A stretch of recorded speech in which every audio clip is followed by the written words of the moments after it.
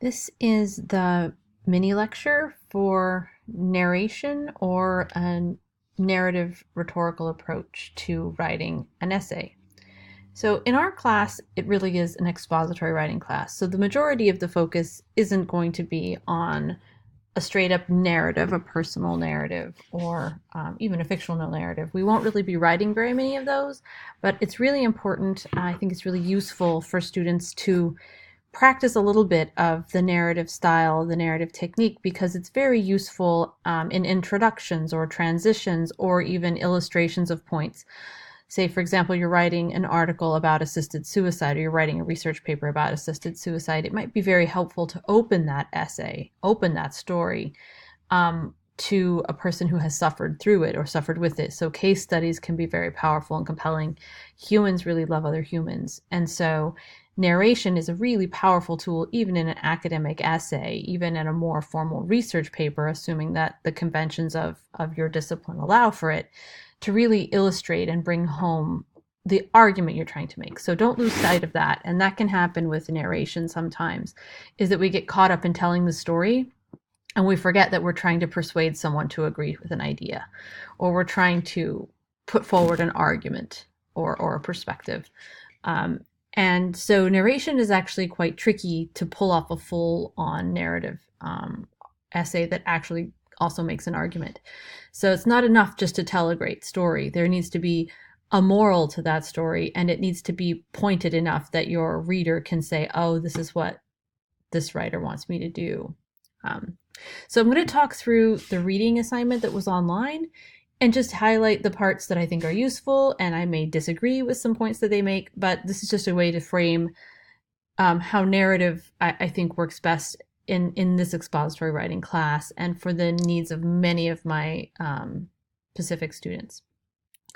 So, of course, a narrative is a story, and that's what you need to encounter. You're going to be using all of the points that you would see in a normal narrative. Second point here is to know your purpose, and that's a really good thing to start with. I don't know that what they shape here in terms of what purpose is super useful, but I would say, what is your argument? What are you trying to prove? And you may not know that at the beginning, and that's okay. I would encourage you to go ahead and just tell the story that seems important to you, that you remember from your childhood or someone told you.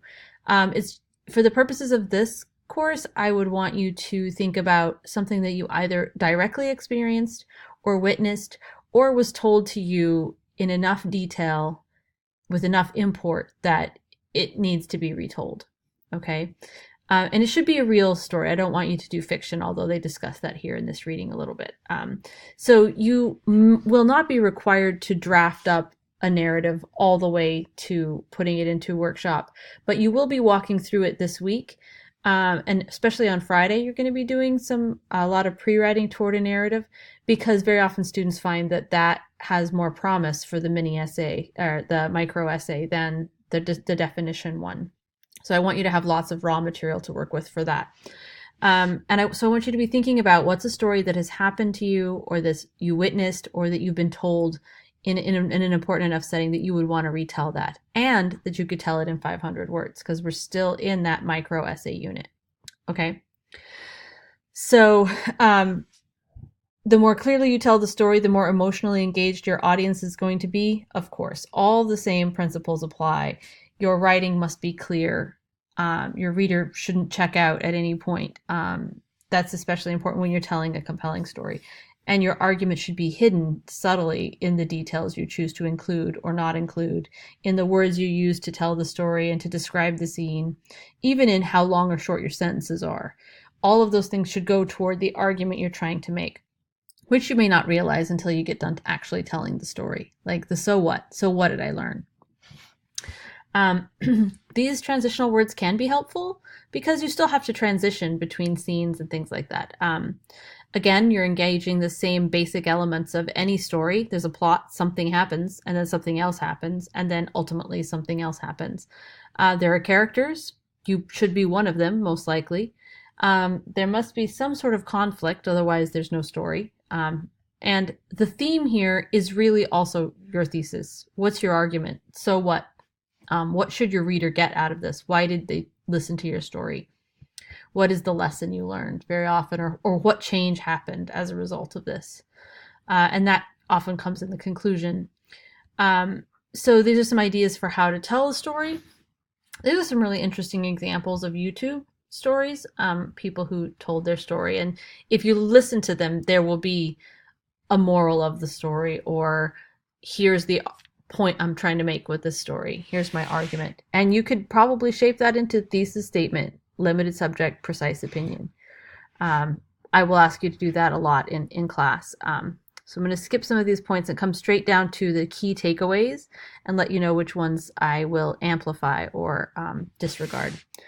So it is an art. It's okay if you're not a storytelling artist, but it is, you know your life better than you know anything else, and better than anyone else will know it. So have some confidence about telling the story of something that happened to you, something you learned something from.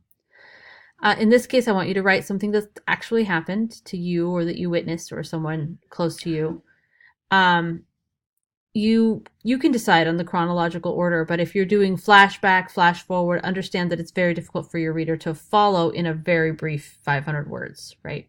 That just makes it harder to write, and doesn't necessarily get you more points because it was harder, unless it's more appropriate to the topic you're trying to argue. Sensory details is really, really critical. You want to control what we see. And I will try to make time on Friday to talk more specifically about really what's so important about sensory detail. We need to be there with you to understand on a really a deeper level before we get to the conceptual idea that you'll tell us in the end of what we should learn. Of course, a strong introduction is important for every piece of writing. You are competing with the entire internet and all of the humans in the near vicinity of your reader, and every other thing, including food, right? So you have to get them to stay with you for at least 500 words. And by the time you're writing longer pieces in this class, you got to get them to stay for a long time. And so you really got to get them to want to. And the conclusion does have to resolve whatever conflict you've presented. And it also needs to make very clear your argument. Somebody should be able to read your narrative and say, yes, their point is limited subject, precise opinion. So think about that as you come to the end. It's okay if we don't come to it at the end, but a structure that often happens is at the end of the opening part of the narrative, we will get a hint or a setup for the thesis that we get at the end. So little did I know then that this experience would change how I viewed my relationship with my grandmother forever. Okay, and then when we get to the end, you'll say, although I thought my grandmother was like this, and she, it's so much more than baking cookies. I don't know. I'm spitballing here, but you will come to it naturally at the end of your actual narrative that you tell. So those are some things I really want you to be thinking about as you read the two pieces that are assigned for Wednesday.